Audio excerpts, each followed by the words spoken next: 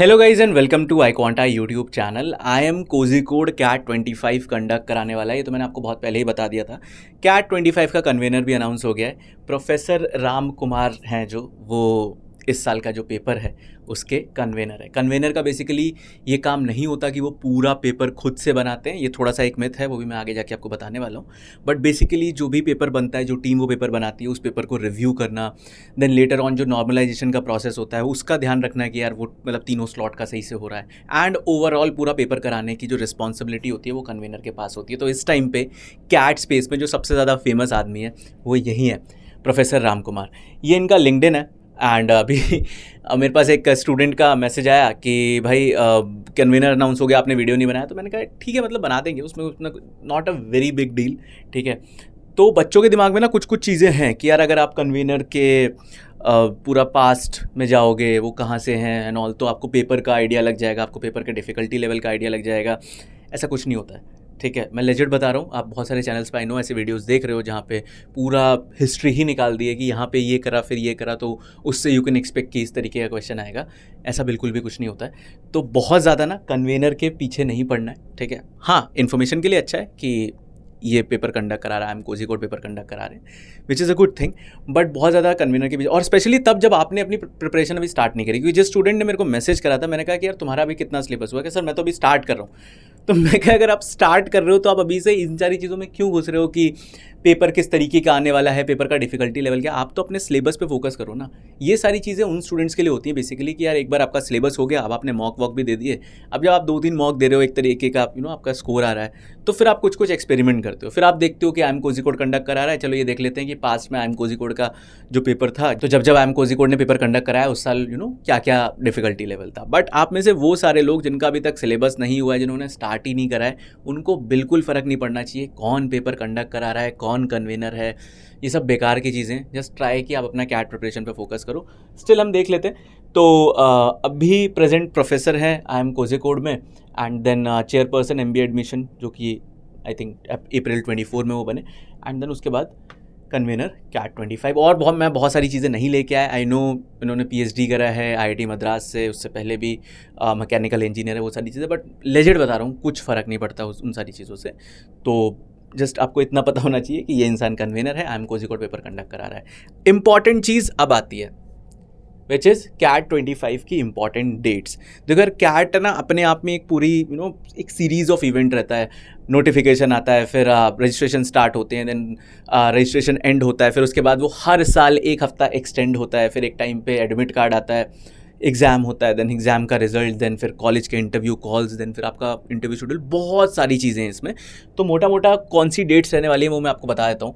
Cat 25 की जो notification आएगी वो मोस्टली आपकी जुलाई लास्ट वीक में आती है। तो आप एक्सपेक्ट कर सकते हो कि 26-27 जुलाई के अराउंड आपका नोटिफिकेशन आ जाएगा। नोटिफिकेशन में ऑफिशियली ये चीज़ बता देते हैं कि हाँ, आई एम कोझिकोड रहने वाला है, ये इंसान कन्वेनर है, इस तारीख से आपके जो रजिस्ट्रेशन है वो स्टार्ट होने वाले हैं, फॉर्म फीस क्या रहने वाली, ये सारी चीज़ें ऑफिशियली आ जाती हैं। ठीक है, उसके बाद बिगिनिंग ऑफ कैट 25 रजिस्ट्रेशन अगर आ जाता है जुलाई लास्ट वीक में, जो कि आ ही जाएगा, तो आपके अगस्त फर्स्ट वीक से रजिस्ट्रेशन स्टार्ट हो जाते हैं। अब ये रजिस्ट्रेशन वाली चीज़ इतनी इंपॉर्टेंट क्यों है वो मैं आपको बता देता हूँ। आप में से वो सारे स्टूडेंट्स जो EWS, OBC, SC, ST इन सारे बैकग्राउंड के हैं, एंड आपके पास अभी आपका कास्ट सर्टिफिकेट नहीं है, सेंट्रल का कास्ट सर्टिफिकेट, सेंट्रल से इशूड सर्टिफिकेट ही वहाँ पे मानते हैं बेसिकली, है ना, स्टेट वाला नहीं मानते हैं। उस टाइम पे, अगस्त के टाइम पे आपको एकदम से वो याद आता है, फिर आप बनवाने जाते हो, फिर वो नहीं बनता है, फिर वो बहुत ज़्यादा प्रॉब्लम आगे क्रिएट हो सकता है। अभी से, क्योंकि अभी आपके पास 1 महीना है और उसके बाद भी 2 महीने हैं इनफैक्ट, क्योंकि लास्ट डेट मिड सितंबर तक होती है। ट्राई करो कि यार अगर आप किसी कैटेगरी को बिलोंग करते हो तो अपना सर्टिफिकेट के लिए अभी से अप्लाई कर दो, अभी बनवा के रेडी रखो, क्योंकि कैट के फॉर्म फिलिंग में वो आपकी मतलब एक नीड है, आपको वहाँ पे वो दिखाना पड़ता है, अपलोड करना पड़ता है। ठीक है, तो वो चीज़ बहुत इंपॉर्टेंट है। लास्ट डेट क्या होती है? लास्ट डेट वैसे मिड सितंबर होती है, हर साल यही रहता है कि 14-15 सितंबर को आपका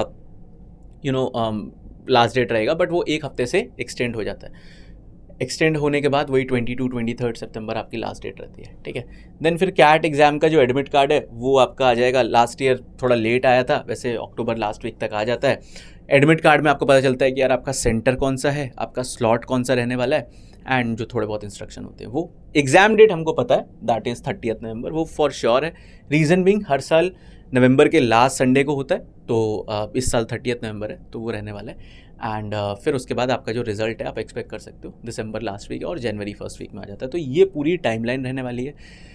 ये तो थी कैट की टाइमलाइन। इसके साथ एक चीज़ और है, जितने भी नॉन आईएम्स है, ठीक है, चाहे वो एफएमएस हो, चाहे वो एसपी जैन हो, चाहे वो एमडीआई हो, आईआईटीज़ हो, इन सब के अलग से फॉर्म आते हैं, अलग से फॉर्म फीस होती है। तो मैंने भी रिसेंटली एक इंस्टा पे रील भी डाला था, उसमें हमने एक पीडीएफ शेयर करा है टॉप 30 नॉन आईएम्स का। इफ़ इनकेस आपको वो नहीं मिला है, नीचे पिंड कमेंट में, डिस्क्रिप्शन में जो भी व्हाट्सएप ग्रुप है उसको ज्वाइन कर लो। वहाँ पे जाके आप बोल देना कि आपको पीडीएफ नहीं मिला, तो वो मैं शेयर कर दूंगा। टॉप 30 नॉन आईएम्स की वहाँ पे लिस्ट है, form fees, average package, last date क्या रहने वाला है वो आपको पता चल जाएगा उससे, ठीक है। तो ये बहुत इंपॉर्टेंट रहने वाला है। एंड देन आज हम कैट 25 का जो हमारा लास्ट बैच है उसको ऑफिशियली लॉन्च कर रहे हैं। काफ़ी दिन से ये था कि आज लॉन्च होगा, कल लॉन्च होगा, बीच में बच्चे मीम्स भी डालने लगे कि यार GTA 6 से पहले बैच ले आओ, बट फाइनली आज वो बैच लॉन्च होने वाला है। ये आपके सारे वो फैकल्टीज़ रहने वाले हैं, जिसमें कमल लोहिया सर हैं, अभिषेक सर हैं, राजकुमार झा सर हैं, Indrajeet sir CEO and founder, Prashant Chadda sir, Shabana ma'am जिन्होंने रिसेंटली ज्वाइन किया है, एंड सज्जन सर। तो ये पूरा पूल ऑफ फैकल्टीज़ आपका रहने वाला है। इतने आवर्स ऑफ आपके वीडियोज़ मिलेंगे, 500 प्लस 99 परसेंटाइलर। अब यहाँ पे ना एक चीज़ बहुत इंपॉर्टेंट है, लास्ट ईयर जो हमारे 500 प्लस 99 परसेंटाइलर थे, 85 स्टूडेंट लास्ट बैच से थे, ठीक है। तो ये बैच कुछ ऐसा रहता है कि जिसमें बहुत ही ज़्यादा हाई इंटेंसिव, कैसे आप कह सकते हो कि प्रैक्टिस होती है। देन लास्ट के जो 2 महीने का क्रैश कोर्स है अक्टूबर एंड नवंबर का, वो भी इसमें फ्री ऑफ कॉस्ट आपको मिल जाता है, ठीक है। तो ये रहने वाला है। एंड देन आपके 35 mocks and 45 sectional. I CAT mock की यहाँ पे बात हो रही है। AI इनेबल्ड एनालिसिस है उसमें, स्ट्रैटेजी बिल्डर करके एक टूल भी आपको मिल जाता है। मेरा फेवरेट पार्ट उसमें ये है कि यार क्वेश्चन जब आप जाके एनालाइज करते हो मॉक का, लेट्स से मैंने कोई क्वाड्रेटिक का क्वेश्चन गलत करा, आप उस क्वेश्चन पे क्लिक करोगे, आपको 5 सिमिलर क्वाड्रेटिक के क्वेश्चन और वो दे देगा। तो मेनली मॉक के बाद यही रहता है कि एनालाइज कर लिया, पता चल जाए ये गलती, अब सॉल्व कहाँ करें। तो सॉल्व करने का भी वहाँ पे पूरा वहाँ पे एक सिस्टम है। उस क्वेश्चन पे क्लिक करो, आपको सिमिलर 5 क्वेश्चन मिल जाएंगे, टाइमर लगा के मिल जाता है, वहाँ पे आप प्रैक्टिस कर सकते हो। तो वो आपको 35 ऐसे मॉक्स मिल जाएंगे, 45 सेक्शनल। इस साल हमने एक नई चीज़ करी है सेक्शनल में, जो कि है कि सेक्शनल का वीडियो सोल्यूशन भी प्रोवाइड कर रहे हैं। तो जितने भी 45 सेक्शनल है उसमें हर एक क्वेश्चन का वीडियो सोल्यूशन आपको मिलेगा, ठीक है। तो बैच से रिलेटेड भी अगर आपकी कोई क्वेरी है, जो पिंड कॉमेंट में व्हाट्सएप ग्रुप है वहाँ पर जाओ एंड वहाँ पे आप लिख सकते हो जो भी आपकी क्वेरी है, मॉडरेटर्स हैं वो हेल्प करेंगे। डायरेक्टली परचेज करना चाहते हो, डिस्क्रिप्शन में बैच का लिंक है, वहाँ से जाके आप ज्वाइन कर सकते हो। पूरा पॉइंट ये वीडियो बनाने का यही था कि अच्छा है आई एम कोझिकोड जो कन्वेनर हैं आपके राम कुमार सर, बहुत ज़्यादा इनकी डिटेल्स में नहीं जाना है, उससे कोई फ़ायदा नहीं होगा। आई हैव सीन बहुत सारे कंटेंट क्रिएटर बना रहे हैं, बिकॉज ये एक इवेंट की तरह होता है कि हाँ कन्वेनर हो गया, ब्रेकिंग न्यूज़ एंड एवरीथिंग, अच्छा है, व्यूज़ आते हैं, सब कुछ रहता है, बट बहुत ज़्यादा फ़र्क नहीं पड़ता। आपका अनलेस जब तक सिलेबस नहीं हो गया, आप मॉक देना नहीं स्टार्ट कर रहे, मॉक देना स्टार्ट करते हो 3-4 मॉक के बाद, फिर आप वो एक्सपेरिमेंट वाले फेज़ में आते हो। अब आपको चाहिए होता है थोड़ा टफ पेपर, थोड़ा आप दिमाग लगाते हो, पिछले कुछ सालों में क्या आ रहा है, इस साल क्या आ सकता है, उसकी ज़्यादा प्रैक्टिस करते हो, वो अच्छी चीज़ है। बट वो सारे स्टूडेंट अभी तक जिन्होंने प्रिपरेशन ही स्टार्ट नहीं किया है या बहुत कम प्रिपरेशन किया है, यहाँ से ऐसा मत करो कि जस्ट बिकॉज कोई एक कन्वेनर आ गया, उसका कोई एक बैकग्राउंड ऐसा है तो आप उस तरीके की चीज़ें कुछ पढ़ रहे हो, सब बेकार की चीज़ें। Your first priority should be कि एटलीस्ट सितंबर फर्स्ट वीक तक एल्जेब्रा, अर्थमेटिक एंड ज्योमेट्री आप कंप्लीट कर रहे हो, 100 LRDA सेट, 100 RCs कर रहे हो, सो दैट उसके बाद वाला आप जब वो इंटेंसिव मॉक देते हो, उसके साथ साथ आप चाहो तो अपना number system and modern maths वाले टॉपिक्स भी कर लेते हो, तो वो सारी चीज़ें आप कर सकते हो, ठीक है। तो ऑल द बेस्ट, अच्छे से पढ़ते रहो, एंड कोई भी क्वेरी है व्हाट्सएप ग्रुप जो मैं बार बार बोल रहा हूँ, वहाँ पर आप आके मेरे से बात कर सकते हो, हमारी टीम से बात कर सकते हो।